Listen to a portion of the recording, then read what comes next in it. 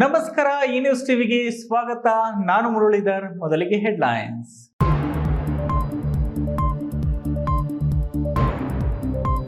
ಚರಂಡಿ ಡ್ರೈನೇಜ್ ವ್ಯವಸ್ಥೆ ಹಾಳು, ನಿಂತಲ್ಲೇ ನಿಂತ ನೀರಿನಿಂದ ಸೊಳ್ಳೆ ಕಾಟ, ಸದಾ ರೋಗಗಳಿಂದ ಆಸ್ಪತ್ರೆ ಸೇರುತ್ತಿರುವ ಪೊಲೀಸ್ ವಸತಿ ಗೃಹ ವಾಸಿಗಳು. ಶವ ಸಂಸ್ಕಾರ ಮಾಡಲು ತಿಳಿಯದೆ ಮಗುವಿನ ಶವವನ್ನ ಚರಂಡಿಯಲ್ಲಿಟ್ಟು ಪರಾರಿ, ಕೈಗೆ ಕಟ್ಟಿದ ತಾಯಿತದಿಂದ ಪೋಷಕರ ಸುಳಿವು. ಆರ್ವಿನ್ ಡಯಾಗ್ನೋಸ್ಟಿಕ್ ಸೆಂಟರ್ ನಲ್ಲಿ ರಾಂಗ್ ರಿಸಲ್ಟ್, ಹಣ ವಾಪಸ್ ಕೊಡಿ ಎಂದು ಪೋಷಕರು ಸೆಂಟರ್ ಮುಂದೆ ಗಲಾಟೆ. ಹಲವು ವರ್ಷಗಳಿಂದ ತುಳಿತಕ್ಕೊಳಗಾಗಿದ್ದವರಿಗೆ ಸಂವಿಧಾನ ಆಸರೆ, ಜಿಲ್ಲಾಧಿಕಾರಿ ಪಿಎನ್ ರವೀಂದ್ರ ಅಭಿಮತ.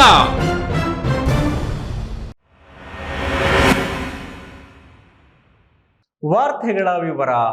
ಉಸಿರಾಟದ ಸಮಸ್ಯೆಯಿಂದ ಬಳಲುತ್ತಿದ್ದ 1 ವರ್ಷದ ಹೆಣ್ಣು ಮಗು ಸಾವನ್ನಪ್ಪಿದ್ದು, ಸತ್ತ ಮಗುವಿನ ಶವ ಸಂಸ್ಕಾರ ಮಾಡುವುದು ಹೇಗೆಂದು ತಿಳಿಯದ ಪೋಷಕರು ಮಗುವಿನ ಶವವನ್ನ ಚರಂಡಿಯಲ್ಲಿ ಇಟ್ಟು ಹೆತ್ತವರು ಪರಾರಿಯಾಗಿರುವ ಘಟನೆ ದೊಡ್ಡಬಳ್ಳಾಪುರದಲ್ಲಿ ನಡೆದಿದೆ.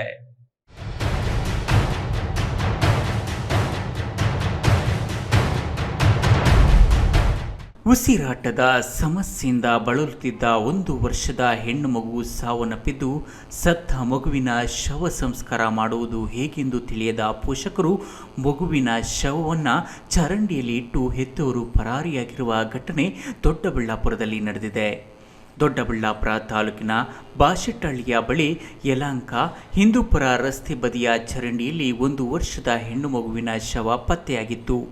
ಆದರೆ ಮೃತ ಮಗುವಿನ ವಾರಸ್ಥರು ಯಾರೆಂದು ತಿಳಿದಿರಲಿಲ್ಲ. ಸ್ಥಳಕ್ಕೆ ಬಂದ ದೊಡ್ಡಬಳ್ಳಾಪುರ ಗ್ರಾಮಾಂತರ ಪೊಲೀಸರು ಪರಿಶೀಲನೆ ನಡೆಸಿದ್ದು, ಮಗುವಿನ ಕೈಗೆ ಕಟ್ಟಿದ ತಾಯ್ತದ ಸಹಾಯದಿಂದ ಉತ್ತರ ಭಾರತೀಯರ ಮಗುವೆಂದು ಪ್ರಾರಂಭದಲ್ಲಿ ಮಾಹಿತಿ ತಿಳಿಯುತ್ತದೆ.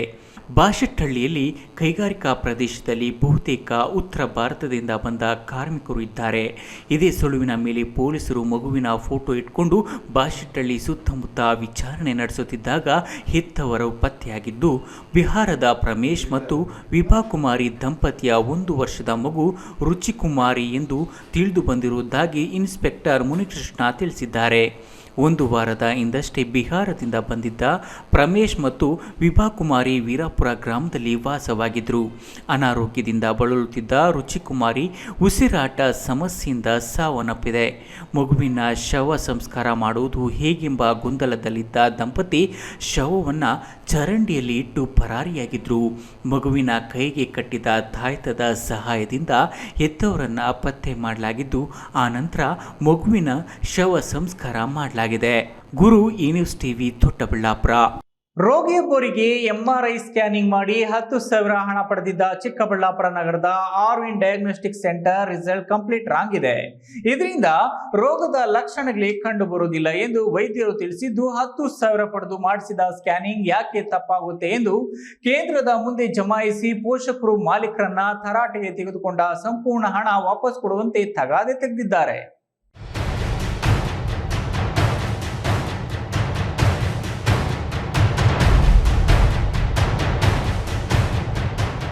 ನಿರಂತರ ತಲೆನೋವು ಬರುತ್ತಿದೆ, ಎಲ್ಲಿ ತೋರಿಸಿದ್ರೂ ವಾಸಿಯಾಗುತ್ತಿಲ್ಲ ಎಂದು ಎಂಆರ್ಐ ಸ್ಕ್ಯಾನ್ ಮಾಡಿಸಿದ ರೋಗಿಯೊಬ್ಬರ ಸ್ಕ್ಯಾನಿಂಗ್ ರಿಪೋರ್ಟ್ ರಾಂಗ್ ಇದೆ. ಇದರಿಂದ ನಿಮ್ಮ ರೋಗವನ್ನು ಪತ್ತೆ ಹಚ್ಚಲು ಸಾಧ್ಯವಿಲ್ಲವೆಂದು ವೈದ್ಯರು ವಾಪಸ್ಸು ಕಳಿಸಿದ್ದಾರೆ. ಚಿಕ್ಕಬಳ್ಳಾಪುರ ನಗರದ ಕೆಎಸ್ಆರ್ಟಿಸಿ ಡಿಪೋ ರಸ್ತೆಯಲ್ಲಿ ಇತ್ತೀಚೆಗೆ ಪ್ರಾರಂಭವಾಗಿರುವ ಆರ್ವಿನ್ ಡಯಾಗ್ನೋಸ್ಟಿಕ್ ಸೆಂಟರ್ನಲ್ಲಿ ಎಂಆರ್ಐ ಸ್ಕ್ಯಾನಿಂಗ್ ಸೆಂಟರ್ ಓಪನ್ ಆಗಿದೆ. ಅಲ್ಲಿ ಸ್ಕ್ಯಾನಿಂಗ್ ಮಾಡಿಸಿದ್ದ ಮೆಳೆಕೋಟೆಯ ರೋಗಿಯೊಬ್ಬರು ಸುಮಾರು 10,000 ಪೇ ಮಾಡಿ ಎಂಆರ್ಐ ಸ್ಕ್ಯಾನಿಂಗ್ ಮಾಡಿಸಿ ಹೊಸಕೋಟೆಯಲ್ಲಿ ತಮಗೆ ಪರಿಚಯವಿದ್ದ ವೈದ್ಯರೊಬ್ಬರಿಗೆ ತೋರಿಸಿದ್ದಾರೆ. ಅವರು ಸ್ಕ್ಯಾನಿಂಗ್ ಮಾಡಿರೋದೇ ರಾಂಗ್ ಆಗಿದೆ, ಇದರಲ್ಲಿ ಏನೂ ಗೊತ್ತಾಗ್ತಿಲ್ಲ, ಮತ್ತೊಮ್ಮೆ ತೆಗೆಸಿ ಎಂದು ಹೇಳಿದ್ದಾರೆ. ರೋಗಿಯ ಜೊತೆ ಪೋಷಕರು ಆರ್ವಿನ್ ಡಯಾಗ್ನೋಸ್ಟಿಕ್ ಸೆಂಟರ್ಗೆ ಬಂದು ಗಲಾಟೆ ಮಾಡಿದ್ದಾರೆ. ಅವರು ಮತ್ತೊಮ್ಮೆ ಸ್ಕ್ಯಾನಿಂಗ್ ಮಾಡಿಸಬೇಕು ಅಂದರೆ ಮತ್ತೆ ಹಣ ಕಟ್ಟಬೇಕು ಅಂದಿದ್ದಾರೆ. ಅದಕ್ಕೆ ಪೋಷಕರು ಸರಿಯಾಗಿ ಕೆಲಸ ಗೊತ್ತಿಲ್ಲದ ಸಿಬ್ಬಂದಿಯನ್ನ ಇಟ್ಟುಕೊಂಡು ಹಣ ಮಾಡೋ ದಂಧೆ ಮಾಡ್ತಿದ್ದೀರಾ ಅಂತ ತರಾಟೆಗೆ ತೆಗೆದುಕೊಂಡಿದ್ದಾರೆ. ಫುಲ್ ಅಮೌಂಟ್ ವಾಪಸ್ ಕೊಡಿ, ಇಲ್ಲಾಂದ್ರೆ ಪೊಲೀಸ್ ಠಾಣೆಗೆ ದೂರು ಕೊಡುವುದಾಗಿ ಧಮಕಿ ಹಾಕಿದ್ದಾರೆ. ಸ್ವಲ್ಪ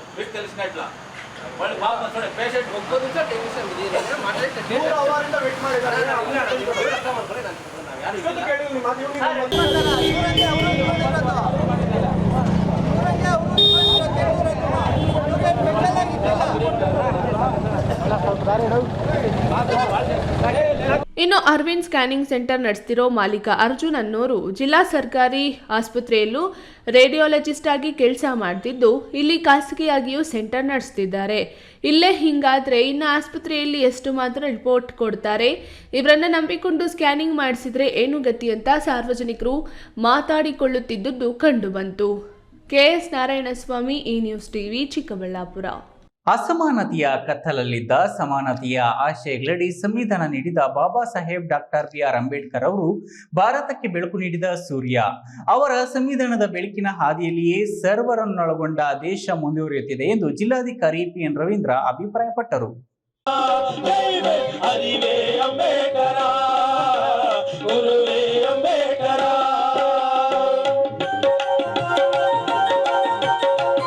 ಚಿಕ್ಕಬಳ್ಳಾಪುರ ನಗರದ ಜೈ ಭೀಮ್ ಮೆಮೋರಿಯಲ್ ಹಾಸ್ಟೆಲ್ ಆವರಣದಲ್ಲಿ ಜಿಲ್ಲಾಡಳಿತ, ಜಿಲ್ಲಾ ಪಂಚಾಯತ್ ಹಾಗೂ ಸಮಾಜ ಕಲ್ಯಾಣ ಇಲಾಖೆ ಸಹಯೋಗದಲ್ಲಿ ಹಮ್ಮಿಕೊಂಡಿದ್ದ ಸಂವಿಧಾನ ಶಿಲ್ಪಿ ಡಾಕ್ಟರ್ BR ಅಂಬೇಡ್ಕರ್ ಅವರ 67ನೇ ಪುಣ್ಯ ಸ್ಮರಣೆ ಕಾರ್ಯಕ್ರಮದಲ್ಲಿ ಬಾಬಾ ಸಾಹೇಬ್ ಅಂಬೇಡ್ಕರ್ ಅವರ ಪುತ್ಥಳಿಗೆ ಜಿಲ್ಲಾಧಿಕಾರಿ ರವೀಂದ್ರ ಮಾಲಾರ್ಪಣೆ ಮಾಡಿ ಗೌರವ ಸಲ್ಲಿಸಿದರು. ಜಿಲ್ಲಾಧಿಕಾರಿ ರವೀಂದ್ರ ಮಾತನಾಡಿ, ಸಾವಿರಾರು ವರ್ಷಗಳಿಂದ ಅವಕಾಶ ವಂಚಿತವಾಗಿದ್ದ ಶೋಷಿತ ಸಮುದಾಯಗಳಿಗೆ ಅಂಬೇಡ್ಕರ್ ಅವರು ಸಂವಿಧಾನದ ಮೂಲಕ ಅವಕಾಶಗಳ ಬಾಗಿಲುಗಳನ್ನು ತೆರೆದರು. ಅವರ ತತ್ವ ಚಿಂತನೆಗಳ ಹಾದಿಯಲ್ಲಿ ವಿದ್ಯಾರ್ಥಿ, ಯುವ ಜನರು ನಡೆದು ದೇಶದ ಹಲವು ಸಮಸ್ಯೆಗಳಿಗೆ ಸಂವಿಧಾನದ ಚೌಕಟ್ಟಿನಲ್ಲೇ ಪರಿಹಾರ ಕಂಡುಹಿಡಿಯಬೇಕು. ಅಂಬೇಡ್ಕರ್ ಅವರು ಹಾಕಿಕೊಟ್ಟ ಕಾನೂನಿನ ಚೌಕಟ್ಟಿನಲ್ಲೇ ನಡೆಯುವ ಜೊತೆಗೆ ಸಂವಿಧಾನ ಕಾನೂನಿನ ಅಗತ್ಯತೆ ನೀಡಿ ಗೌರವಿಸಬೇಕೆಂದು ಸಲಹೆ ನೀಡಿದ್ರು. ಶೈಲಿ ಅವರು ಕಷ್ಟಪಡ್ತಿರ್ತಕ್ಕಂಥದ್ದು ಇದೆಲ್ಲದಕ್ಕೂ ಕೂಡ ಹೋಲಿಕೆ ಮಾಡ್ಲಿಕ್ಕೆ ಈ ಜಗತ್ತಿನಲ್ಲಿ ಮತ್ತೊಬ್ಬ ಯಾವ ವ್ಯಕ್ತಿಯು ಕೂಡ ಸರಿಸಾಟಿ ಆಗಿಲ್ಲ. ನಾವು ಯಾರನ್ನು ಹೋಲಿಕೆ ಮಾಡ್ಲಿಕ್ಕೆ ಕೂಡ ಸಾಧ್ಯ. ಹಾಗಾಗಿ ಸೂರ್ಯ, ಈ ಜಗತ್ತಿಗೆ ಸೂರ್ಯ ಅಂತಕ್ಕಂಥನು ಯಾಗೆ ಶಾಶ್ವತನೋ ಹಾಗೆ ಈ ಜಗತ್ತು ನಮ್ಮ ಭರತ ಖಂಡ, ಭಾರತ ದೇಶ ಎಲ್ಲಿಯ ತನಕ ಅಸ್ತಿತ್ವದಲ್ಲಿ ಇರುತ್ತೆ ಅಲ್ಲಿಯ ತನಕ ಈ ನಮ್ಮ ಭಾರತ ದೇಶದ ಸೂರ್ಯ ಯಾರಪ್ಪ ಅಂದ್ರೆ ನಮ್ಮ ಡಾಕ್ಟರ್ BR ಅಂಬೇಡ್ಕರ್. ಕಾರ್ಯಕ್ರಮದಲ್ಲಿ ಪ್ರಧಾನ ಭಾಷಣಕಾರರಾಗಿ ಕನ್ನಡ ಉಪನ್ಯಾಸಕ N ಚಂದ್ರಶೇಖರ್, ಜಿಲ್ಲಾ ಪಂಚಾಯತ್ ಮುಖ್ಯ ಕಾರ್ಯನಿರ್ವಾಹಕ ಅಧಿಕಾರಿ ಪ್ರಕಾಶ್ GT ನಿಟ್ಟಾಳಿ, ಜಿಲ್ಲಾ ಪೊಲೀಸ್ ವರಿಷ್ಠಾಧಿಕಾರಿ DL ನಾಗೇಶ್ ಇನ್ನಿತರರು ಹಾಜರಿದ್ದರು. KS ನಾರಾಯಣಸ್ವಾಮಿ, ಈ ನ್ಯೂಸ್ ಟಿವಿ, ಚಿಕ್ಕಬಳ್ಳಾಪುರ. ಇದೀಗ ವಿರಾಮದ ನಂತರ ಈ ನ್ಯೂಸ್ ಟಿವಿ ಮುಂದುವರಿಯುತ್ತದೆ.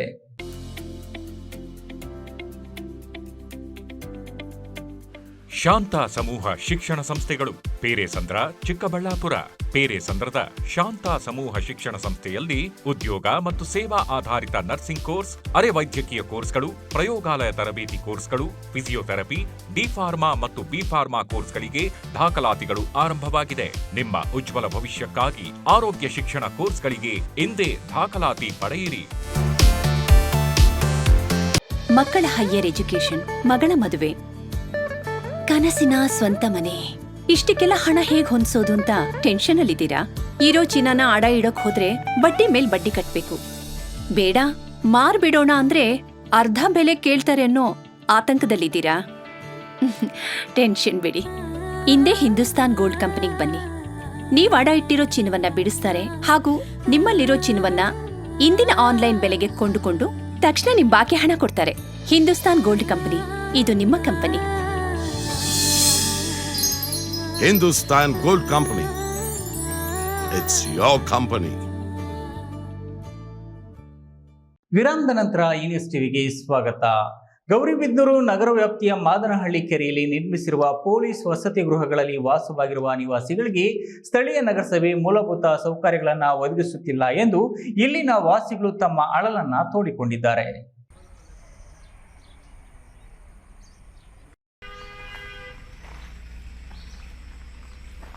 ಗೌರಿಬಿದನೂರು ನಗರದ ಮಾದನಹಳ್ಳಿಯ ಕೆರೆ ಬಳಿ ನಿರ್ಮಿಸಿರುವ ಪೊಲೀಸ್ ವಸತಿ ಗೃಹಗಳಲ್ಲಿ ಸುಮಾರು 40ಕ್ಕೂ ಹೆಚ್ಚು ಕುಟುಂಬಗಳು ವಾಸವಿದ್ದು, ಇಲ್ಲಿ ನಿರ್ಮಿಸಿರುವ ವಸತಿ ಗೃಹಗಳ ಚರಂಡಿ ಮತ್ತು ಡ್ರೈನೇಜ್ ವ್ಯವಸ್ಥೆ ಹಾಳಾಗಿದ್ದು, ಚರಂಡಿಯ ನೀರು ಮನೆಗಳ ಒಳಕ್ಕೆ ನುಗ್ಗುತ್ತಿದೆ. ಚರಂಡಿಯ ಕೊಳಚೆ ನೀರು ನಿಂತಲ್ಲೇ ನಿಲ್ಲುವುದರಿಂದ ಸೊಳ್ಳೆಗಳು ಹೆಚ್ಚಾಗಿ ಇಲ್ಲಿನ ವಾಸಿಗಳು ಸದಾ ರೋಗಗಳಿಂದ ಬಳಲಿ ಆಸ್ಪತ್ರೆ ಸೇರುತ್ತಿದ್ದಾರೆ. ಈ ಸಮಸ್ಯೆ ಬಗ್ಗೆ ನಗರಸಭೆಗೆ ಹಲವು ಬಾರಿ ದೂರು ನೀಡಿದ್ರೂ ಯಾವುದೇ ಶಾಶ್ವತ ಕ್ರಮ ಕೈಗೊಂಡಿಲ್ಲ. ಹಲವು ಬಾರಿ ಕೇಳಿದ್ರೆ ಒಮ್ಮೆ ಅಲ್ಪ ಸ್ವಲ್ಪ ಶುಚಿಗೊಳಿಸಿ ಸುಮ್ಮನಾಗ್ತಾರೆ. ಈಗ ಇಲ್ಲಿನ ವಾಸಿಗಳೇ ಮನೆ ಮನೆಗೂ ಚಂದ ವಸೂಲಿ ಮಾಡಿ ರಿಪೇರಿ ಮಾಡುತ್ತಿದ್ದೇವೆ, ಆದರೂ ಸಮಸ್ಯೆ ಬಗೆಹರಿಯುತ್ತಿಲ್ಲ. ಈಗಲಾದರೂ ನಗರಸಭೆ ಅಧಿಕಾರಿಗಳು ಇಲ್ಲಿನ ಚರಂಡಿ ಹಾಗೂ ಡ್ರೈನೇಜ್ ಸಮಸ್ಯೆಗೆ ಶಾಶ್ವತ ಪರಿಹಾರ ನೀಡುವ ಮೂಲಕ ಸರಿಪಡಿಸಬೇಕು ಎಂದಿದ್ದಾರೆ. ನಮಸ್ತೆ, ನಾವು ಪೊಲೀಸ್ ಕ್ವಾರ್ಟರ್ಸ್ ಗೌರಿಬಿದನೂರು ವಸತಿ ಗೃಹದಲ್ಲಿ ವಾಸವಾಗ್ತಕ್ಕಂಥ ಫ್ಯಾಮ್ಲೀಸು. ಇಲ್ಲಿನ ಸಮಸ್ಯೆಗಳು ಮೂಲಭೂತ ಸೌಕರ್ಯಗಳೇ ಇಲ್ಲ ನಮಗೆ. ಮುಖ್ಯವಾಗಿ ಈ ತೊಟ್ಟಿಗಳ ಸಮಸ್ಯೆ 24 ಗಂಟೆ ತುಂಬಿರುತ್ತೆ. ದುರ್ನಾತ ಇರೋದಕ್ಕೆ ಆಗ್ತಾಯಿಲ್ಲ. ತುಂಬ ದುರ್ನಾತದಿಂದ ಈಗ ಡೆಂಗ್ಯೂ ಬರ್ತಾಯಿದೆ, ಮಕ್ಕಳಿಗೆ ಮಲೇರಿಯಾ ಬರ್ತಾಯಿದೆ, ಎಲ್ಲ ಅಲರ್ಜಿಗಳು. ಇಯರ್ಲಿ ಯಾವಾಗಲೂ ಕಾಯಿಲೆಗಳು ಒಬ್ಬರಲ್ಲ ಕಾಯಿಲೆಗೆ ತುತ್ತಾಗ್ತಾನೆ ಇದ್ದಾರೆ. ಇದಕ್ಕೆ ಯಾರು ಸಂಬಂಧಪಟ್ಟಿರೋ ಅವರು ಅಧಿಕಾರಿಗಳಾಗಲಿ ಮುನ್ಸಿಪಾಲ್ಟಿಯವರಾಗಲಿ ಯಾರೂ ಈ ಕಡೆ ಗಮನ ಕೊಡ್ತಾ ಇಲ್ಲ. ನಾವು ಫೋನ್ಗಳು ಮಾಡಿ ಲೆಟ್ರ್ಗಳು ಹಾಕಿ ಫೋರ್ಸ್ ಮಾಡಿದ್ರೆ ಏನೋ ಬರ್ತಾರೆ, ಎಲ್ಲೋ ಒಂದು ಕಡೆ ಒಂಚೂರು ಅಟೆಂಡ್ ಮಾಡ್ತಾರೆ, ಒಂದು ಸ್ವಲ್ಪ ತೆಗಿತಾರೆ, ಹೊರಟೋಗ್ತಾರೆ. ಶಾಶ್ವತವಾಗಿ ಪರಿಹಾರ ಆಗ್ತಾನೇ ಇಲ್ಲ. ನಾವು ಅಫಿಷಿಯಲ್ಸ್ ಅಂತ ಹೇಳ್ಕೊಳ್ಳೋಕೆ ನಮಗೆಲ್ಲ ಸ್ಲಮ್ಮಲ್ಲಿ ಇದ್ದೀವಿ ಅನ್ನೋ ಥರ ಅನ್ನಿಸ್ತಾ ಇದೆ ನಮಗೆ. ಅದೇ ನಿಮ್ಮ ಕೆಲಸ ನೀವೇ ಮಾಡ್ಕೊಳ್ಳಿ ಅಂತ ನಮ್ಗೆ ಹೇಳ್ತಾರೆ. ನಮ್ಮಲ್ಲೂ ಪೊಲೀಸರು ಡ್ಯೂಟಿಗಳು ಬ್ಯುಸಿ, ಒಬ್ಬರು ಸಿಗ್ತಾ ಇಲ್ಲ. ಒಂದು ಸಲ ಹಾಕ್ಕೊಳ್ತಾರೆ ದುಡ್ಡುಗಳೆಲ್ಲ. ನಾವು ಸುಮಾರು ಸಲ ವರ್ಷಕ್ಕೆ 2-3 ಸಲ ಮಾಡಿಸ್ತಾಯಿದ್ವಿ. ಮೊನ್ನೆ ಹಿಂದಿನ ವರ್ಷ 12,000 ಖರ್ಚು ಮಾಡಿ ಎಲ್ಲ ಕ್ಲೀನ್ ಮಾಡಿಸಿದ್ವಿ. ಅಲ್ಲೇನಾಗಿದೆ, ಹೊರಗಡೆ ಹೋಗೋದಕ್ಕೆ ಅವಕಾಶ ಇಲ್ಲ. ಅಲ್ಲೆಲ್ಲ ಫಿಟ್ ಮಾಡಿ ಎಲ್ಲ ಬ್ಲಾಕ್ ಆಗೋಗ್ಬಿಟ್ಟಿದೆ. ಹಂಗಾಗಿ ಒಂದು ಸಲ ಕ್ಲೀನ್ ಮಾಡಬೇಕು ಅಂದರೆ 10-15,000 ಬೇಕು. ಮನೆ ಕಲೆಕ್ಟ್ ಮಾಡ್ಕೊಳ್ತೀವಿ, ಮಾಡಿಸ್ತಾ ಇದ್ದೀವಿ. ಮತ್ತೆ ಒಂದು 3 ತಿಂಗಳಿರುತ್ತೆ, ಮತ್ತೆ ಇದೇ ಸಮಸ್ಯೆ ಆಗ್ತಾಯಿದೆ ನೋಡಿ. ಎಲ್ಲ ಫುಲ್ಲು ತುಂಬಿ ಆಗೋದಿಲ್ಲ, ಊಟ ಮಾಡೋಕ್ಕೆ ಸಹ ನೆಮ್ಮದಿ ಇಲ್ಲ ನಮಗೆ. ಕೂಡಲೇ ಈ ಸಮಸ್ಯೆಗೆ ಶಾಶ್ವತ ಪರಿಹಾರ ಕಲ್ಪಿಸಬೇಕೆಂಬುದು ಇಲ್ಲಿನ ವಾಸಿಗಳ ಒಕ್ಕೊರಲ ಕೂಗಾಗಿದೆ. Pradeep, A news TV, Gauribidanur. ಗ್ರಾಮೀಣ ಭಾಗದಲ್ಲಿ ಶುದ್ಧ ಕುಡಿಯುವ ನೀರಿನ ಘಟಕಗಳನ್ನು ಆರಂಭಿಸಲು ಸರ್ಕಾರದಿಂದ ಅನುದಾನ ಸಿಗುತ್ತಿಲ್ಲ. ಆದರೂ ಖಾಸಗಿ ಕಂಪನಿ ದಾನಿಗಳನ್ನು ಹಿಡಿದು ಶುದ್ಧ ಕುಡಿಯುವ ನೀರಿನ ಘಟಕಗಳನ್ನು ಆರಂಭಿಸಿ ಗ್ರಾಮಸ್ಥರಿಗೆ ಶುದ್ಧ ಕುಡಿಯುವ ನೀರನ್ನು ಒದಗಿಸುವಂತೆ ಪ್ರಾಮಾಣಿಕ ಪ್ರಯತ್ನವನ್ನು ಮಾಡುತ್ತಿದ್ದೇನೆ ಎಂದು ಶಿಡ್ಲಘಟ್ಟ ಕ್ಷೇತ್ರದ ಶಾಸಕ ಬಿಎನ್ ರವಿಕುಮಾರ್ ತಿಳಿಸಿದರು.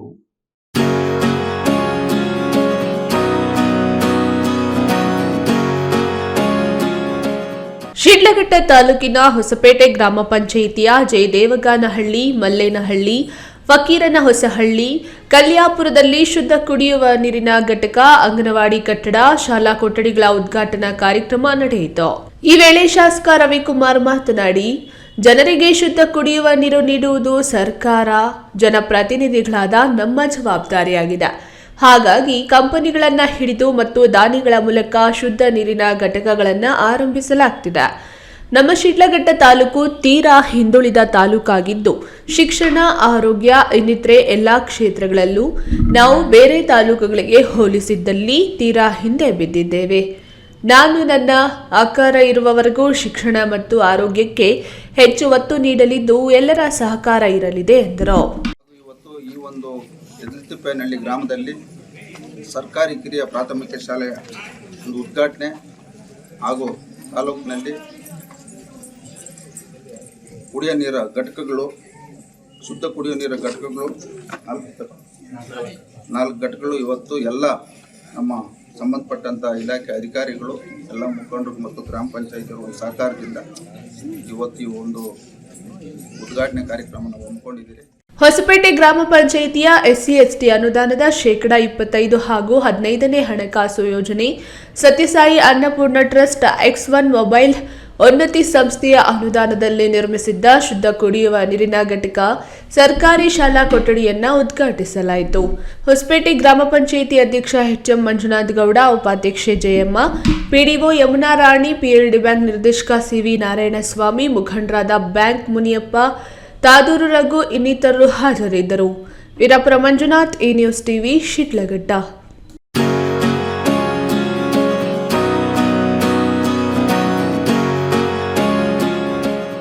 ಜನತಾದಳ ಪಕ್ಷವು ರಾಜ್ಯದಲ್ಲಿ ತಲೆದೂರಿರುವ ಬರಗಾಲ ಪರಿಶೀಲನೆಯನ್ನ ಪ್ರತ್ಯಕ್ಷವಾಗಿ ಮಾಡಿಸಿದೆ. ಆಯಾ ಜಿಲ್ಲಾಧ್ಯಕ್ಷರು, ಮಾಜಿ ಶಾಸಕರು, ಹಾಲಿ ಶಾಸಕರೊಟ್ಟಿಗೆ ಬರಗಾಲ ಪ್ರವಾಸ ಕೈಗೊಂಡು ಸಂಗ್ರಹಿಸಿದ ಸಂಪೂರ್ಣ ಮಾಹಿತಿಯುಳ್ಳ ವರದಿಯನ್ನ ಮಾಜಿ ಸಿಎಂ HD ಕುಮಾರಸ್ವಾಮಿ ಜೊತೆಗೆ ಪಕ್ಷದ ಶಾಸಕರು, ವಿಧಾನ ಪರಿಷತ್ ಸದಸ್ಯರು, ಮಾಜಿ ಶಾಸಕರು, ಜಿಲ್ಲಾಧ್ಯಕ್ಷರನ್ನ ಒಳಗೊಂಡಂತೆ ತಂಡ ರಾಜ್ಯಪಾಲರಿಗೆ ಸಲ್ಲಿಸಿ ಕೇಂದ್ರದಿಂದಲೂ ಪರಿಹಾರ ಕೊಡಿಸುವಂತೆ ಮನವಿ ಮಾಡಿದ್ದಾರೆ.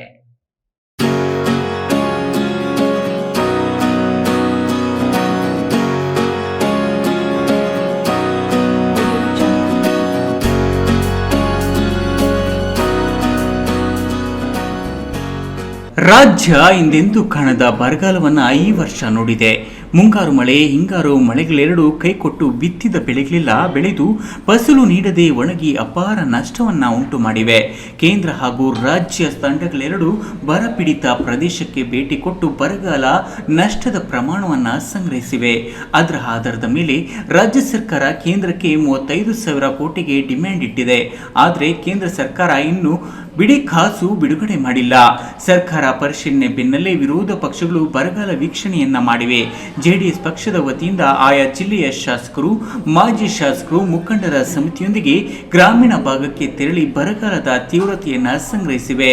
ಎಲ್ಲ ಜಿಲ್ಲೆಗಳಿಂದ ಸಂಗ್ರಹಿಸಿದ ಬೆಳೆಗಳು ಮತ್ತು ನಷ್ಟದ ಮೊತ್ತವನ್ನು ಲೆಕ್ಕ ಹಾಕಿ ಪರಿಹಾರ ಕೊಡಿಸುವಂತೆ ಮಾಜಿ ಸಿಎಂ ಎಚ್.ಡಿ. ಕುಮಾರಸ್ವಾಮಿ ಹಾಗೂ ಅವರ ಪಕ್ಷದ ಶಾಸಕರ ತಂಡ ರಾಜ್ಯಪಾಲ ಗೆಹ್ಲೋಟ್ ಅವರಿಗೆ ವರದಿಯನ್ನ ಸಲ್ಲಿಸಿದೆ.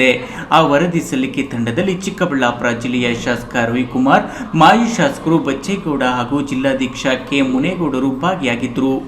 ಈ ನ್ಯೂಸ್ ಟಿವಿಗೆ ಪ್ರತಿಕ್ರಿಯೆ ನೀಡಿರುವ ಜಿಲ್ಲಾಧ್ಯಕ್ಷ ಕೆ ಮುನೇಗೌಡ, ಬರಗಾಲದಿಂದ ತತ್ತರಿಸುತ್ತಿರುವ ರೈತರಿಗೆ ಶೀಘ್ರವಾಗಿ ಪರಿಹಾರ ಕೊಡಿಸುವಂತೆ ಒತ್ತಾಯಿಸಿದ್ದಾರೆ. ಶೀಘ್ರವಾಗಿ ಪರಿಹಾರವನ್ನು ಕೊಡಬೇಕು ಅಂತೇಳಿ ರಾಜ್ಯಪಾಲರ ಮುಖಾಂತರ ಕುಮಾರಣ್ಣವರು, ನಮ್ಮ ರಾಜ್ಯಾಧ್ಯಕ್ಷರು ಮತ್ತು ಮಾಜಿ ಮುಖ್ಯಮಂತ್ರಿ ಕುಮಾರಣ್ಣವರು ಮತ್ತು ಕೋರ್ ಕಮಿಟಿ ಅಧ್ಯಕ್ಷರಾಗಿರ್ತಕ್ಕಂಥ ಡಿ ಟಿ ದೇವೇಗೌಡರು ಮತ್ತು ತಿಪ್ಪೇಸ್ವಾಮಿಯವರು, ಸೊ ಎಲ್ಲರೂ ಒಳಗೊಂಡು ನಮ್ಮ ಜಿಲ್ಲೆಯಿಂದ ಜೆ ಕೆ ಕೃಷ್ಣಾರೆಡ್ಡಿಯವರು, ನಮ್ಮ ಶಾಸಕರಾಗಿರ್ತಕ್ಕಂಥ ರವಿ ಅಣ್ಣವರು ಮತ್ತು ನಾವುಗಳು ಸೇರಿಕೊಂಡು ರಾಜಭವನಕ್ಕೆ ಹೋಗಿ ರಾಜ್ಯಪಾಲರಿಗೆ ಮನವಿಯನ್ನು ಸಲ್ಲಿಸಿದ್ವಿ. ಆದಷ್ಟು ಬೇಗನೆ ರೈತರಿಗೆ ಬರ ಪರಿಹಾರವನ್ನು ಕೊಡಿಸ್ಕೊಡ್ತೀವಿ ಅಂತ ಮತ್ತು ಸರ್ಕಾರಕ್ಕೆ ನಿಮ್ಮ ಮನವಿಯನ್ನು ಕಳಿಸ್ಕೊಡ್ತೀವಿ ಅಂತ ಆಶ್ವಾಸನೆಯನ್ನು ಕೊಟ್ಟಿದ್ದಾರೆ. ಆ ಆಶ್ವಾಸನೆಗೆ ನಾವು ಕಾಯ್ತಾ ಇದ್ದೀವಿ. ಈಗೇನಾದರೂ ಮತ್ತು ಸೆಷನ್ನೆಲ್ಲ ಈಗೇನಾದರೂ ನಾವು ಕೊಟ್ಟಿರ್ತಕ್ಕಂಥ ಮನವಿಯನ್ನು ನೋಡಿ ಏನಾದರೂ ಅವರು ನಮ್ಮ ಸೆಷನಲ್ಲಿ ಏನಾದರೂ ರೈತರಿಗೆ ಕೊಡಬೇಕಾಗಿರ್ತಕ್ಕಂಥ ಬರ ಪರಿಹಾರ ಕೊಡಲಿಲ್ಲ ಅಂದರೆ ನಾವು ಮುಂದಿನಗಳಲ್ಲಿ ನಾವು ಒಂದು ಸಭೆಯನ್ನು ಸೇರಿ ನಮ್ಮ ಎಲ್ಲ ಮುಖಂಡರು ಸೇರಿ ಸಭೆ ತೀರ್ಮಾನ ಮಾಡಿ ಒಂದು ಉಗ್ರ ಹೋರಾಟವನ್ನು ಮಾಡ್ತೀವಿ ಅಂತ ಎಚ್ಚರಿಕೆಯನ್ನು ತಮ್ಮ ಮೂಲಕ ಹೇಳ್ತಾ ಇದ್ದೀವಿ. ಕೆ.ಎಸ್. ನಾರಾಯಣಸ್ವಾಮಿ, ಈ ನ್ಯೂಸ್ ಟಿವಿ, ಚಿಕ್ಕಬಳ್ಳಾಪುರ.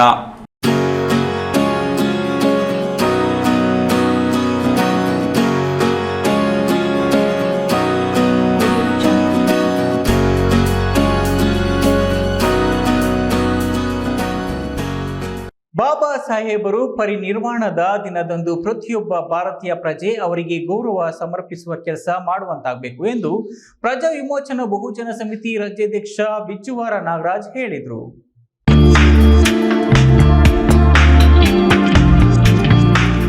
ದೇವನಹಳ್ಳಿ ಪಟ್ಟಣದ ದೊಡ್ಡಬಳ್ಳಾಪುರ ರಸ್ತೆಯಲ್ಲಿರುವ ಪ್ರಜಾ ವಿಮೋಚನಾ ಬಹುಜನ ಸಮಿತಿಯ ವತಿಯಿಂದ ಭಾರತ ರತ್ನ ಸಂವಿಧಾನ ಶಿಲ್ಪಿ ಡಾಕ್ಟರ್ ಬಿ.ಆರ್. ಅಂಬೇಡ್ಕರ್ ಅವರ 67ನೇ ಪರಿನಿರ್ವಾಣ ದಿನದ ಅಂಗವಾಗಿ ಏರ್ಪಡಿಸಿದ್ದ ಪುಣ್ಯ ಸ್ಮರಣೆ ಕಾರ್ಯಕ್ರಮದಲ್ಲಿ ಡಾಕ್ಟರ್ ಬಾಬಾ ಸಾಹೇಬ್ ಅಂಬೇಡ್ಕರ್ ಅವರ ಭಾವಚಿತ್ರಕ್ಕೆ ಪುಷ್ಪ ನಮನ ಸಲ್ಲಿಸಿ ಮಾತನಾಡಿ, ಈ ದಿನ ಬಹಳ ವಿಶೇಷ ದಿನವಾಗಿದೆ. ಇಡೀ ವಿಶ್ವದಲ್ಲಿ ಅಸ್ಪೃಶ್ಯರ ಕಣ್ಮಣಿಯಾಗಿರುವಂತಹ ಡಾಕ್ಟರ್ ಬಿ.ಆರ್. ಅಂಬೇಡ್ಕರ್ 190 ರಾಷ್ಟ್ರಗಳಲ್ಲಿ ಅವರ ಪುಣ್ಯ ಸ್ಮರಣಾ ದಿನವನ್ನು ಆಚರಿಸುತ್ತಾರೆ. ಅವರ ಜೀವಿತಾವಧಿಯಲ್ಲಿ ಅನೇಕ ಬಡ ಮತ್ತು ಮಧ್ಯಮ ವರ್ಗದ ಜನರಿಗೆ ಅನುಕೂಲವಾಗುವಂತಹ ಕೆಲಸಗಳನ್ನು ಮಾಡಿಕೊಟ್ಟಿದ್ದಾರೆ. ಭಾರತಕ್ಕೆ ಬೇಕಾದಂತಹ ಸಂವಿಧಾನವನ್ನ ರೂಪಿಸಿಕೊಟ್ಟಿದ್ದಾರೆ. ಬಾಬಾ ಸಾಹೇಬರನ್ನ ನೆನಪಿಸಿಕೊಂಡು ಹಬ್ಬದ ರೀತಿಯಲ್ಲಿ ಆಚರಿಸುವಂತಾಗಬೇಕೆಂದು ಹೇಳಿದರು. 1959 ನವೆಂಬರ್ 6ನೇ ತಾರೀಕು ನಮ್ಮೆಲ್ಲರ ವಿಶ್ವಜ್ಯೋತಿ, ಅಸ್ಪೃಶ್ಯರ ಕಣ್ಮಣಿಯಾಗಿದ್ದಂತಹ ಭಾರತ ರತ್ನ ಸಂವಿಧಾನ ಶಿಲ್ಪಿ ಬಾಬಾ ಸಾಹೇಬ್ ಡಾಕ್ಟರ್ ಬಿ.ಆರ್. ಅಂಬೇಡ್ಕರ್ ಅವರು ಪರಿನಿರ್ವಾಣವಾದಂತಹ ದಿನ. ಈ ದಿನ ಭಾರತ ದೇಶ ಅಲ್ಲದೆ 193 ರಾಷ್ಟ್ರಗಳು ಬಾಬಾ ಸಾಹೇಬರ ಒಂದು ಸಾವಿನ ದಿನವನ್ನು ಆಚರಣೆ ಮಾಡ್ತಾರೆ. ಬಾಬಾ ಸಾಹೇಬರ ಒಂದು ದಿನವನ್ನು, ಯಾಕಂದರೆ ಬಾಬಾ ಸಾಹೇಬರು ತಮ್ಮ ಜೀವಿತ ಅವಧಿಯಲ್ಲಿ ಅನೇಕ ಬಡ ಮತ್ತು ಮಧ್ಯಮ ವರ್ಗದ ಜನರಿಗೆ ಅನುಕೂಲವಾಗುವ ರೀತಿಯಲ್ಲಿ ಕೆಲಸಗಳನ್ನು ಮಾಡಿಕೊಡ್ತಾರೆ. ಈ ಸಂದರ್ಭದಲ್ಲಿ ಪಿವಿಬಿಎಸ್ ರಾಜ್ಯ ಪ್ರಧಾನ ಕಾರ್ಯದರ್ಶಿ ಎಂ ಚೆನ್ನಿಗರಾಯಪ್ಪ, ಉಪಾಧ್ಯಕ್ಷ ನರಸಿಂಹಯ್ಯ, ಗೌರವಾಧ್ಯಕ್ಷ ಶ್ರೀನಿವಾಸ್, ಜಿಲ್ಲಾಧ್ಯಕ್ಷ ನಂಜೇಶ್ ಇನ್ನಿತರರು ಉಪಸ್ಥಿತರಿದ್ದರು. ಹೈದರ್ ಸಾಬ್, ಈ ನ್ಯೂಸ್ ಟಿವಿ, ದೇವನಹಳ್ಳಿ.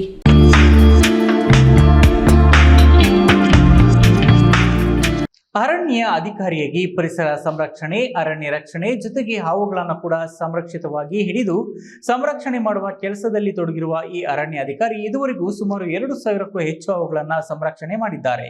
ಈ ಕುರಿತು ಒಂದು ವರದಿ ಇಲ್ಲಿದೆ ನೋಡಿ.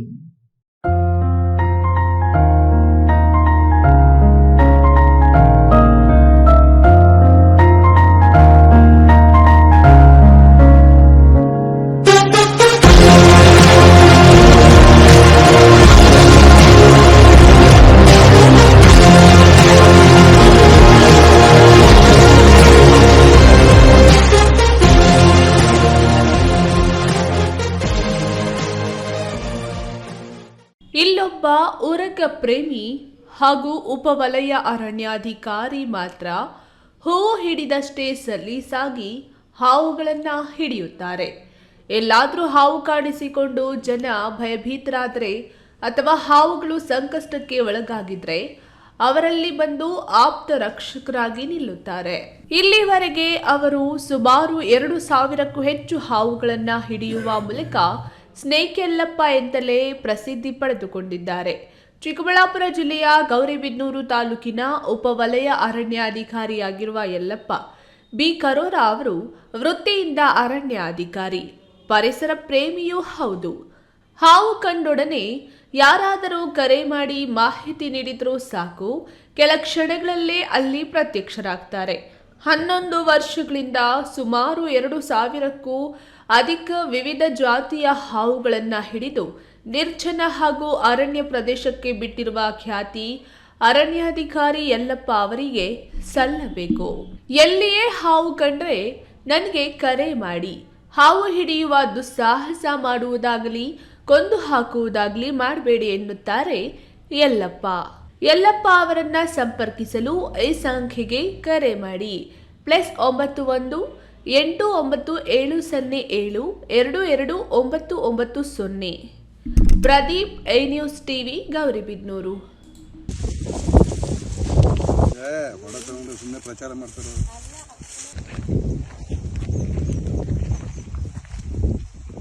ಕುಡಿಯುವ ನೀರಿನ ಪೈಪ್ಲೈನ್ಗೆ ಕೊಳಚೆ ನೀರು ಹರಿದಿರುವುದರಿಂದ ಗ್ರಾಮದಲ್ಲಿ ಸಮಸ್ಯೆ ಉಂಟಾಗಿದೆ.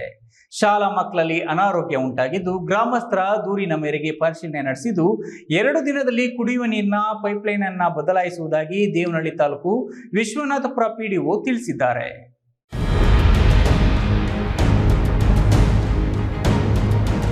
ಗ್ರಾಮಕ್ಕೆ ಬಿಡುವ ಕುಡಿಯುವ ನೀರಿನಲ್ಲಿ ಕಲುಷಿತ ನೀರು ಮಿಶ್ರಣಗೊಳ್ಳುತ್ತಿರುವ ಬಗ್ಗೆ ದೂರು ಬಂದ ಹಿನ್ನೆಲೆ ದೇವನಹಳ್ಳಿ ತಾಲೂಕಿನ ವಿಶ್ವನಾಥಪುರ ಗ್ರಾಮ ಪಂಚಾಯಿತಿ ವ್ಯಾಪ್ತಿಯ ಸೋಲೂರು ಗ್ರಾಮದಲ್ಲಿ ಕುಡಿಯುವ ನೀರು ಕಲುಷಿತಗೊಂಡಿರುವುದನ್ನು ಪರಿಶೀಲನೆ ನಡೆಸಿ ಪಿಡಿಒ ಬೀರೇಶ್ ಮಾತನಾಡಿ, ಕೊಳಚೆ ನೀರು ಬರುತ್ತಿರುವ ಬಗ್ಗೆ ದೂರು ಬಂದಿದ್ದ ಹಿನ್ನೆಲೆಯಲ್ಲಿ ಸ್ಥಳ ಪರಿಶೀಲಿಸಲಾಗಿದೆ.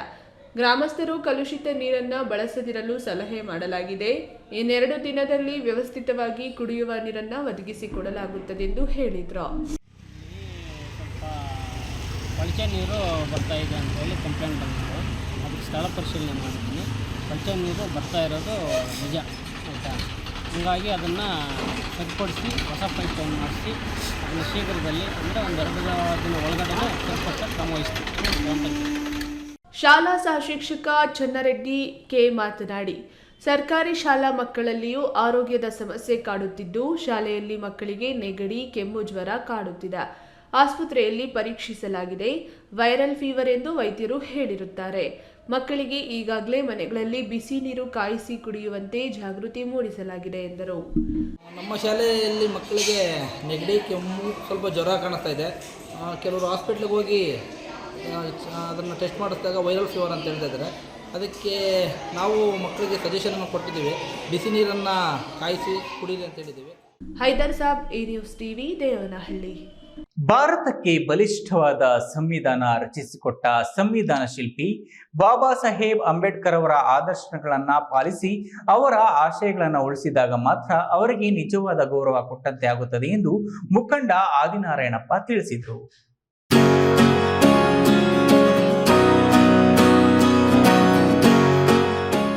ಗುಡಿಬಂಡೆ ಪಟ್ಟಣದ ತಾಲೂಕು ಕಚೇರಿ ಆವರಣದಲ್ಲಿ ರಾಷ್ಟ್ರೀಯ ಹಬ್ಬಗಳ ಆಚರಣಾ ಸಮಿತಿ ವತಿಯಿಂದ ಹಮ್ಮಿಕೊಂಡಿದ್ದ ಡಾಕ್ಟರ್ ಬಿಆರ್ ಅಂಬೇಡ್ಕರ್ ಮಹಾಪರಿನಿರ್ವಾಣ ದಿನಾಚರಣೆ ಕಾರ್ಯಕ್ರಮದಲ್ಲಿ ಮುಖಂಡ ಆದಿನಾರಾಯಣಪ್ಪ ಮಾತನಾಡಿ, ಅನೇಕ ಏಳು ಬೀಳುಗಳನ್ನು ಕಂಡು ಅವಮಾನಗಳನ್ನು ಸಹಿಸಿ ತನ್ನಂತೆ ದಲಿತ ಸಮುದಾಯ ನೋವು ಪಡಬಾರದೆಂದು ಅವಿರತವಾಗಿ ಶ್ರಮಿಸಿದ ಧೀಮಂತ ನಾಯಕ ಡಾಕ್ಟರ್ ಬಿಆರ್ ಅಂಬೇಡ್ಕರ್ ಅವರು ಪ್ರತಿಯೊಬ್ಬರಿಗೂ ಅನುಕೂಲವಾಗುವಂತಹ ಸಂವಿಧಾನ ರಚಿಸಿಕೊಟ್ಟಿದ್ದಾರೆ.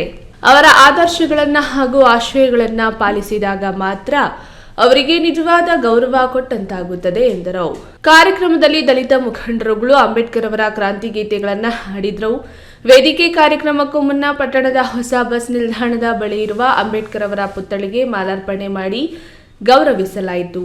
ಈ ವೇಳೆ ತಹಸೀಲ್ದಾರ್ ಮನೀಷಾ, ತಾಲೂಕು ಪಂಚಾಯಿತಿ ಇಒ ಹೇಮಾವತಿ, ಕಸಪ ಅಧ್ಯಕ್ಷ ಸುಬ್ಬರಾಯಪ್ಪ, ಪಟ್ಟಣ ಪಂಚಾಯಿತಿ ಅಧ್ಯಕ್ಷೆಯಾಗಿ ಇನ್ನಿತರರು ಹಾಜರಿದ್ದರು. ಬಿ ಮಂಜುನಾಥ್, ಈ ನ್ಯೂಸ್ ಟಿವಿ, ಗುಡಿಬಂಡೆ.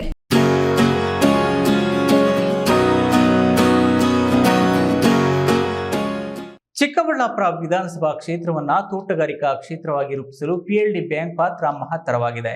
ದ್ರಾಕ್ಷಿ, ದಾಳಿಂಬೆ, ಸಪೋಟ, ಹೂವು, ಕೃಷಿ ಹಾಗೂ ಟ್ರ್ಯಾಕ್ಟರ್ಗಾಗಿ ವಿತರಿಸುವ ದೀರ್ಘಕಾಲದ ಸಾಲಗಳನ್ನು ವಿತರಣೆ ಮಾಡುತ್ತಿದೆ. ವಸೂಲಾತಿಯಲ್ಲಿಯೂ ಅಷ್ಟೇ ಮುತುವರ್ಜಿ ವಹಿಸಿ ಮಾಡಿದೆ. ಆದ್ರಿಂದಲೇ ಜಿಲ್ಲೆಯಲ್ಲಿ ಚಿಕ್ಕಬಳ್ಳಾಪುರ ಪಿಎಲ್ಡಿ ಬ್ಯಾಂಕ್ ನಂಬರ್ 1 ಸ್ಥಾನದಲ್ಲಿದೆ ಎಂದು ಕೇಂದ್ರ ಸಹಕಾರ ಬ್ಯಾಂಕ್ ಪ್ರಶಸ್ತಿ ನೀಡಿ ಗೌರವಿಸಿದೆ. ರಾಜ್ಯದಲ್ಲಿ ತೋಟಗಾರಿಕಾ ಬೆಳೆಗಳನ್ನು ಬೆಳೆಯುವುದರಲ್ಲಿ ಚಿಕ್ಕಬಳ್ಳಾಪುರ ರೈತರು ಹೆಸರುವಾಸಿ. ಹೈನೋದ್ಯಮದ ಜೊತೆಗೆ ವಿವಿಧ ತಳಿಯ ದ್ರಾಕ್ಷಿ, ಸಪೋಟ ಬೆಳೆಯುತ್ತಿರುವ ರೈತರು ದಾಳಿಂಬೆ ಬೆಳೆಯುವುದರಲ್ಲಿ ಸೈಯೆನೆಸಿಕೊಂಡಿದ್ದಾರೆ. ಅಪರೂಪದ ಬೆಳೆಯಾಗಿ ಡ್ರ್ಯಾಗನ್ ಫ್ರೂಟ್ ಸಹ ಬೆಳೆದಿದ್ದಾರೆ. ಇದಕ್ಕೆಲ್ಲ ತಾಲೂಕು ಕೃಷಿ ಪತ್ತಿನ ಭೂ ಅಭಿವೃದ್ಧಿ ಬ್ಯಾಂಕ್ ಉತ್ತೇಜನ ನೀಡುತ್ತಿದೆ. ತುಂಬಾ ಕಡಿಮೆ ದರದಲ್ಲಿ, ಅಂದರೆ ಕೇವಲ 3% ಲೆಕ್ಕದಲ್ಲಿ ಸಾಲ ಸೌಲಭ್ಯ ನೀಡುತ್ತಿದೆ. ಬೇರೆ ಎಲ್ಲ ಕಡೆ ಪಿಎಲ್ಡಿ ಬ್ಯಾಂಕುಗಳು ದಿವಾಳಿ ಆದರೂ ಚಿಕ್ಕಬಳ್ಳಾಪುರ ಬ್ಯಾಂಕ್ ಮಾತ್ರ ಆವತ್ತಿನಿಂದ ವ್ಯವಹಾರವನ್ನ ಶುದ್ಧವಾಗಿ ನಡೆಸಿಕೊಂಡು ಬಂದಿದೆ. ರೈತ ನಾಯಕ ಕೆಬಿ ಪಿಳ್ಳಪ್ಪ ಪ್ರಥಮ ಅಧ್ಯಕ್ಷರಾಗಿ ಅಡಿಪಾಯ ಹಾಕಿದ ಬ್ಯಾಂಕ್ ಈಗ ಬೃಹದಾಕಾರವಾಗಿ ಬೆಳೆದು ನಿಂತಿದೆ. ಹಾಲಿ ಅಧ್ಯಕ್ಷರಾಗಿರುವ ಕಾಳೇಗೌಡರು ಅವಧಿಯಲ್ಲೂ 3.5 ಕೋಟಿ ಸಾಲ ವಿತರಿಸಿ ಅಷ್ಟೇ ಮುತುವರ್ಜಿಯಿಂದ ವಸೂಲಿಯೂ ಮಾಡಿದೆ. 65.8% ವಸೂಲಾತಿ ಮಾಡಿ ಜಿಲ್ಲೆಯ ಎಲ್ಲ ಬ್ಯಾಂಕುಗಳಿಗಿಂತ ಮುಂದೆ ಇದೆ. ಅದೇ ಕಾರಣಕ್ಕೆ ರಾಜ್ಯ ಕೇಂದ್ರ ಕಚೇರಿಯಲ್ಲಿ ಅಧ್ಯಕ್ಷ ಕಾಳೇಗೌಡ ಮತ್ತು ವ್ಯವಸ್ಥಾಪಕರಿಗೆ ಪ್ರಶಂಸೆ ಪತ್ರ ಹಾಗೂ ಪ್ರಶಸ್ತಿ ಪತ್ರ ವಿತರಿಸಿ ಗೌರವಿಸಿದ್ದಾರೆ. ಪ್ರಾಥಮಿಕ ಕೃಷಿ ಮತ್ತು ಪ್ರಾಥಮಿಕ ಸಹಕಾರ ಕೃಷಿ ಮತ್ತು ಗ್ರಾಮೀಣಾಭಿವೃದ್ಧಿ ಬ್ಯಾಂಕ್ ಚಿಕ್ಕಬಳ್ಳಾಪುರದಿಂದ ನಾವು ಈಗ ರೈತರಿಗೆ 15 ಲಕ್ಷದಲ್ಲಿ 3% ಇಂಟ್ರೆಸ್ಟ್ಗೆ ನಾವು ಸ್ವಲ್ಪ ಜೋರಾಗಿ ಜಮೀನು ಆಧಾರ ಇಟ್ಕೊಂಡು ನಾವು ಲೋನ್ ಕೊಡ್ತೀವಿ. ಬಂದ ಮೇಲೆ ಲಾಸ್ಟ್ ಇಯರು ಅಪ್ ಟು 3 ಕೋಟಿವರೆಗೂ ನಾವು ಲೋನ್ ಕೊಟ್ಟಿದ್ದೀರಿ. ಈ ಸರಿ ಇನ್ನೂ ಕೊಡ್ತಾ ಇದ್ದೀರಿ. ಆಲ್ರೆಡಿ ಈಗ 3 ಕೋಟಿ ಕೊಟ್ಟಿದ್ದೀರಿ. ಇನ್ನೊಮ್ಮೆ ನಮಗೆ ಹೆಡ್ ಆಫೀಸಿಂದ ಅಮೌಂಟ್ ಬರೋದಿದೆ. ಬಂದರೆ ಇನ್ನೂ ನಾವು ಕೊಡ್ತಾ ಇರ್ತೀವಿ. ಅದೇ ಥರ ರೈತರು ಬರ್ತಾ ಇದ್ದಾರೆ, ರೈತರು ಲೋನ್ ಅನುಕೂಲ ಪಡ್ತಾ ಇದ್ದಾರೆ. ನಾವು ಮ್ಯಾಕ್ಸಿಮಮ್ ನಮ್ಮ ಕೈಲಿ ಎಷ್ಟಾದರೆ ಅಷ್ಟು ನಾವು ಟ್ರೈ ಮಾಡಿ ಕೊಡ್ತಾನೆ ಇದ್ದೀವಿ. ರೈತರು ಬಂದು ಇದನ್ನು ಸದಾವಕಾಶ ಪಡ್ಕೊಳ್ಬೇಕು. ಇದನ್ನು ನಮ್ಮದು ಇಡೀ ಜಿಲ್ಲೆಯಲ್ಲಿ ನಂಬರ್ 1ನೇ ಪ್ಲೇಸಲ್ಲಿದೆ ಲಾಭದಾಯಕದಲ್ಲಿ. ಎಷ್ಟು ಬ್ಯಾಂಕಿಗೆ ನಾವು ಅಮೌಂಟು ರಿಟರ್ನ್ ಮಾಡೋದ್ರಲ್ಲೇ ನಾವು ಎಕ್ಸಸ್ ಆಗಿ 2.5 ಕೋಟಿ ಎಕ್ಸಸ್ ಕೊಟ್ಟಿದ್ದೀವಿ ನಾವು. ಕೆಎಸ್ ನಾರಾಯಣಸ್ವಾಮಿ, ಈ news TV, Chikkaballapur. Baba Saheb doctor B R. Ambedkar ಅವರು ಸರ್ವ ಜನಾಂಗ ನಾಯಕ. ಒಂದು ಧರ್ಮ, ಜಾತಿಗೆ ಸೀಮಿತವಾಗಬಾರದು. ಅವರು ರಚಿಸಿದ ಸಂವಿಧಾನ ನಮ್ಮೆಲ್ಲರ ನಿತ್ಯದ ಬಾಳಿನ ದಾರಿದೀಪ ಎಂದು ತಹಶೀಲ್ದಾರ್ ಮಹೇಶ್ ಪತ್ರಿ ತಿಳಿಸಿದರು.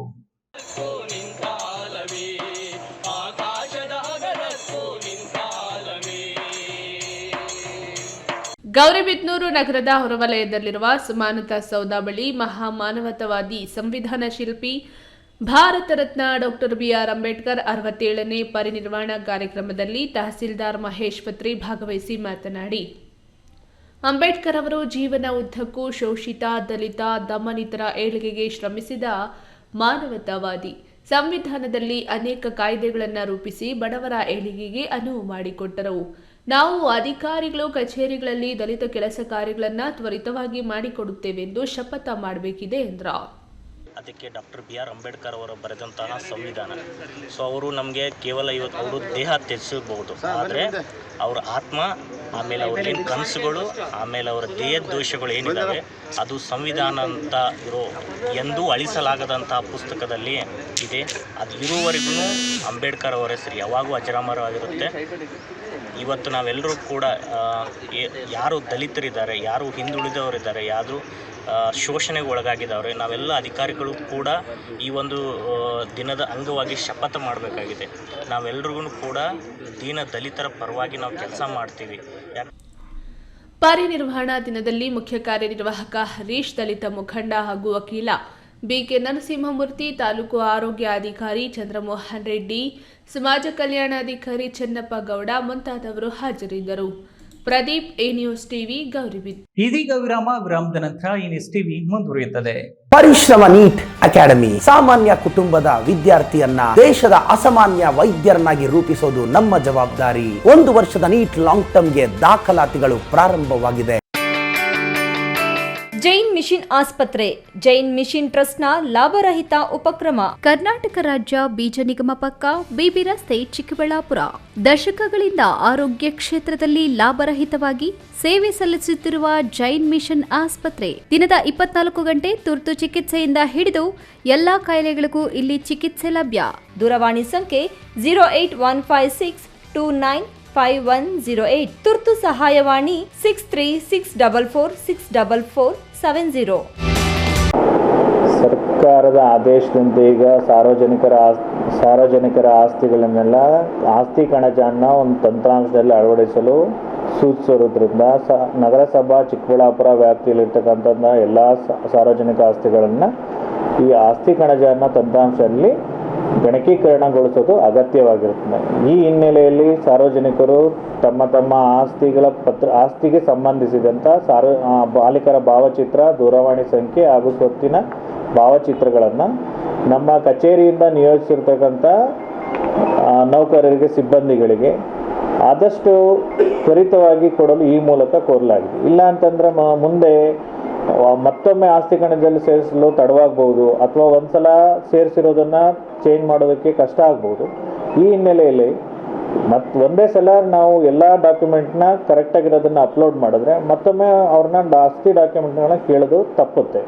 ಈ ಹಿನ್ನೆಲೆಯಲ್ಲಿ ನಮ್ಮ ಕಚೇರಿಯಿಂದ ನಿಯೋಜಿಸಿರುವ ಸಿಬ್ಬಂದಿಗೆ ತಮ್ಮ ಆಸ್ತಿಗೆ ಸಂಬಂಧಿಸಿದ ದಾಖಲಾತಿಗಳನ್ನು ಈ ಕಚೇರಿಗೆ ಸಲ್ಲಿಸಲು ಈ ಮೂಲಕ ಕೋರಲಾಗಿದೆ. ವಿರಾಮದ ನಂತರ ಈ ನ್ಯೂಸ್ ಟಿವಿಗೆ ಸ್ವಾಗತ.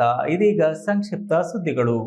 ಕೃಷಿ ಇಲಾಖೆ, ಕೃಷಿ ವಿಶ್ವವಿದ್ಯಾಲಯ ಬೆಂಗಳೂರು, ಆತ್ಮ ಯೋಜನೆ ಮತ್ತು ಕೃಷಿ ತಂತ್ರಜ್ಞರ ಸಂಸ್ಥೆ ಸಂಯುಕ್ತಾಶ್ರಯದಲ್ಲಿ ಚಿಕ್ಕಬಳ್ಳಾಪುರ ತಾಲೂಕಿನ ಅಜ್ವಾರದಲ್ಲಿ ವಿಶ್ವ ಮಣ್ಣು ದಿನಾಚರಣೆಯನ್ನು ಹಮ್ಮಿಕೊಳ್ಳಲಾಗಿತ್ತು.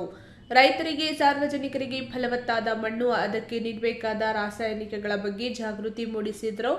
ಈ ವೇಳೆ ಕೃಷಿ ಇಲಾಖೆ ಉಪನಿರ್ದೇಶಕ ಚಂದ್ರಕುಮಾರ್, ಸಹಾಯಕ ನಿರ್ದೇಶಕ ಕೇಶವ್ ರೆಡ್ಡಿ, ಐಐಟಿ ಕಾರ್ಯದರ್ಶಿ ರಾಮು ಸೇರಿದಂತೆ ಇತರರು ಪಾಲ್ಗೊಂಡಿದ್ದರು. ಮುಂಬರುವ ಲೋಕಸಭಾ ಚುನಾವಣೆಗೆ ಮತದಾರರ ಪರಿಷ್ಕರಣೆ ಪ್ರಾರಂಭವಾಗಿದೆ. ಪರಿಷ್ಕರಣೆಯಲ್ಲಿ ಎಷ್ಟರ ಮಟ್ಟಿಗೆ ಆಗಿದೆ ಅನ್ನೋದನ್ನ ಜಿಲ್ಲಾಧಿಕಾರಿ ರವೀಂದ್ರ ತಾಲೂಕು ಕಚೇರಿಗೆ ಭೇಟಿ ಕೊಟ್ಟು ಪರಿಶೀಲನೆ ನಡೆಸಿದರು. ಹೊಸ ಮತದಾರರ ಸೇರ್ಪಡೆ, ಊರು ಬಿಟ್ಟವರ ಬಿಡುಗಡೆ ಸೇರಿದಂತೆ ಪರಿಷ್ಕರಣೆ ನಡೆದಿರುವ ಬಗ್ಗೆ ಪರಿಶೀಲಿಸಲು ಜಿಲ್ಲಾಧಿಕಾರಿ ರವೀಂದ್ರ ಅವರು ಚಿಕ್ಕಬಳ್ಳಾಪುರ ತಾಲೂಕು ಕಚೇರಿಗೆ ಭೇಟಿ ನೀಡಿ ಪರಿಶೀಲನೆ ನಡೆಸಿದರು. ಇದೇ ವೇಳೆ ಸಾರ್ವಜನಿಕರು ತಮ್ಮ ಜಮೀನು ಪಹಣಿ ಪಟ್ಟದ ಸಮಸ್ಯೆಗಳ ಬಗ್ಗೆ ಹೊತ್ತು ತಂದಿದ್ದ ಅರ್ಜಿಗಳನ್ನು ಸ್ವೀಕರಿಸಿ ಸ್ಪಷ್ಟ ದಾಖಲೆ ಪಡೆದು ಪರಿಹರಿಸುವಂತೆ ಅವರನ್ನು ಕಾಯಿಸಬೇಡಿ ಎಂದು ತಹಸೀಲ್ದಾರ್ ಮತ್ತು ಉಪವಿಭಾಗಾಧಿಕಾರಿಗಳಿಗೆ ಸೂಚಿಸಿದರು.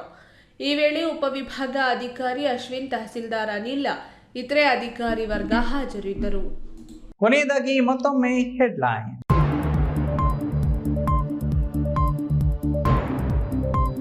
ಚರಂಡಿ, ಡ್ರೈನೇಜ್ ವ್ಯವಸ್ಥೆ ಹಾಳು, ನಿಂತಲ್ಲೇ ನಿಂತ ನೀರಿನಿಂದ ಸೊಳ್ಳೆ ಕಾಟ, ಸದಾ ರೋಗಗಳಿಂದ ಆಸ್ಪತ್ರೆ ಸೇರುತ್ತಿರುವ ಪೊಲೀಸ್ ವಸತಿ ಗೃಹ ವಾಸಿಗಳು.